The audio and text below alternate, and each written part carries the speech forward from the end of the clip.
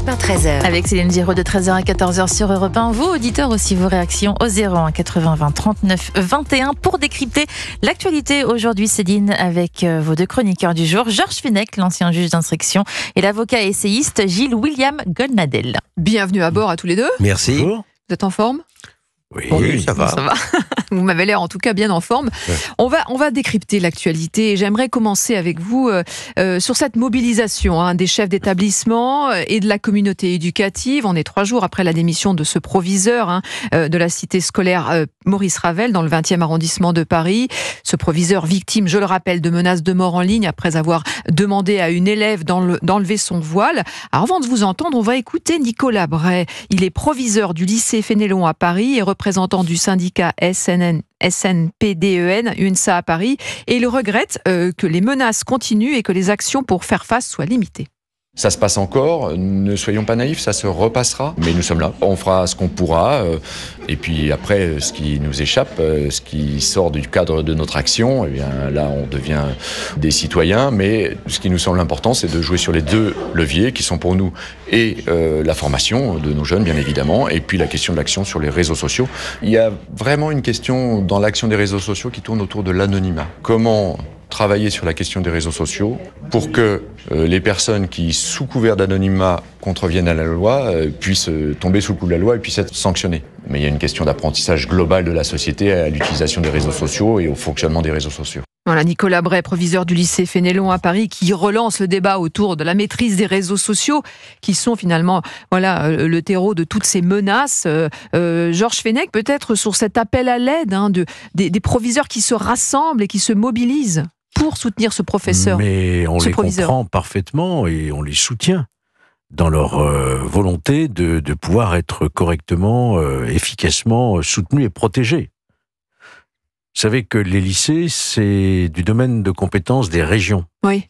Et ce que je peux vous dire, alors je suis en contact avec quelques régions, ils ont mis de gros moyens pour sécuriser les lycées. Maintenant, je pense qu'il faut que les enseignants puissent arriver en se disant c'est pas à moi à faire la police dans l'établissement, parce que c'est pas leur rôle. Aux enseignants. Les chefs d'établissement notamment, les chefs qui sont aussi les premiers exposés. Les chefs d'établissement, mais il faut aussi créer des cellules dédiées. C'est malheureusement, on en est arrivé à cette situation, puisque le lycée, ce sont des attaques, des menaces, de la drogue, du harcèlement, tout ce qu'on voudra, les atteintes à la laïcité. Ça n'est plus un sanctuaire comme ça devrait l'être. Donc il faut créer dans des établissements des cellules dédiées, formées, qui soient compétentes justement et décharger les professeurs de ce rôle de faire la police. C'est pas à leur rôle de le faire. Vous pouvez pas leur demander à la fois d'enseigner et de faire une discipline. C'est pas à eux. Voyez-vous. Surtout que les proviseurs se rassemblent assez rarement. Ils sont beaucoup moins dans la rue que les professeurs, que les parents d'élèves. Georges William Goldnadel, il y a Gilles William. Mais appelez-moi William, c'est un peu vite.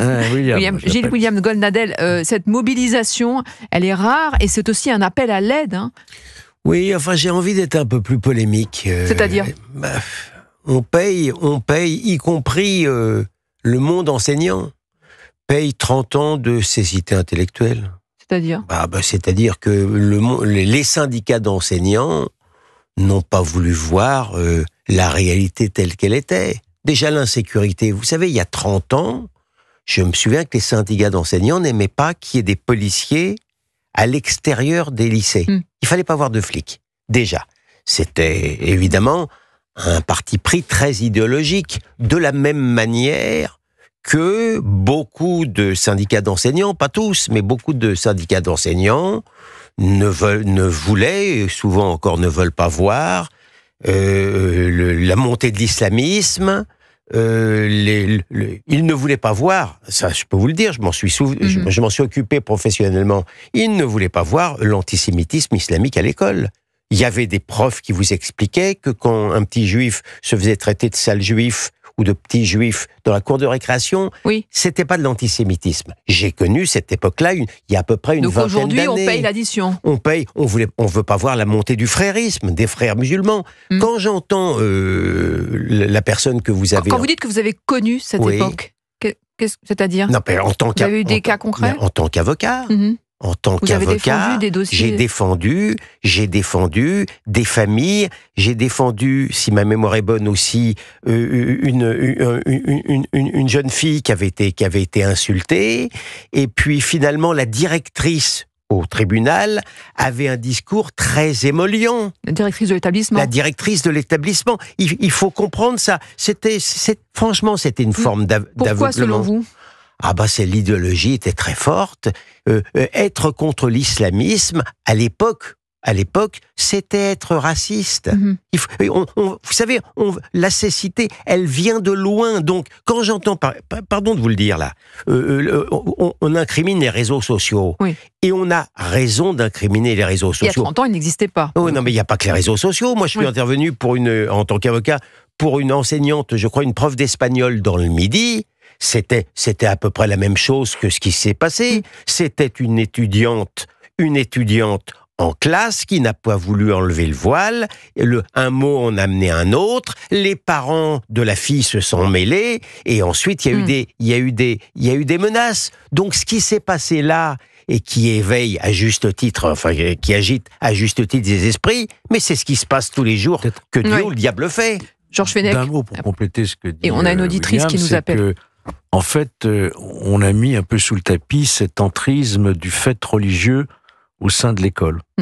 On avait voté une loi, effectivement, en 2004, sur l'interdiction des signes ostentatoires, mais on n'a pas voulu vraiment prendre à bras le corps.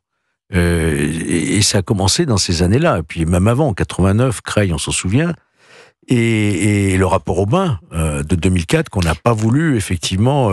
Donc vous aussi, vous êtes sur la théorie, on a mis on se disait, dans le sable. Ça va se calmer, c'est rien, c'est très anecdotique, c'est très marginal. En réalité, aujourd'hui, comme a dit M. Attal, le pas de vague, c'est fini. Mais c'est peut-être un peu tard. Ouais. Justement, Nadine, veut réagir. Nadine, bonjour. Bonjour Nadine, merci d'être avec nous en direct dans Europe 1 13h. Vous êtes pharmacienne et vous nous écoutez à Paris. À l'oreille. Vous aussi, vous n'êtes pas surpris par cette situation ? Nadine, on vous entend mal, la liaison téléphonique n'est pas bonne. Allez-y. Est-ce que c'est... Voilà. Oui, c'est mieux, madame. En fait, voilà, très bien, je bouge plus. J'ai pas grand-chose à rajouter à ce que vient de dire Maître Goldnadel. Je pense que, de toute façon, cette absence de laïcité à l'école, il s'agit de ça. C'est le produit de la complaisance et de la complicité. Ça ne peut pas, c'est-à-dire on peut accuser les réseaux sociaux, on peut accuser, mais de toute façon, les syndicats enseignants. On vous a perdu à nouveau, Nadine. Nadine, ne bougez plus parce que la liaison est fragile. Je bouge pas. Allez-y, donc vous dites les réseaux sociaux. Non, ça ne fait pas tout. C'est-à-dire que de toute façon, aujourd'hui, ceux qui sont à la barre, ce sont les syndicats enseignants, c'est le rectorat. Le rapport Aubin a 20 ans. Ça fait 20 ans qu'on est au courant, on ne découvre rien. Donc aujourd'hui, ce qu'on a à l'école, c'est le produit de la compromission, c'est le produit de la complaisance, c'est le produit de la complicité, de tout ce que le gauchisme a produit. Donc, de toute façon, ça ne sert à rien de donner des coups de menton. Il ne se passera rien. Ça continuera au nom de certaines prétendues victimes qui ne sont que des victimes et des coupables qui sont les véritables victimes. Parce que les véritables victimes, elles sont décapitées au même titre que la loi, au même titre que le respect de la laïcité, au même titre que la peur de certains qui sont obligés de quitter les établissements. C'est ça les vraies victimes. Mais on les nommera pas parce que ce sont pas les bonnes victimes, elles n'ont pas la bonne couleur de peau. Et à ce moment-là, on finira pas. On peut manifester des jours et des jours. On peut éditer des lois. Mais ça ne sert à rien. Ça ne sert à rien parce qu'il y a de la complaisance, de la complicité.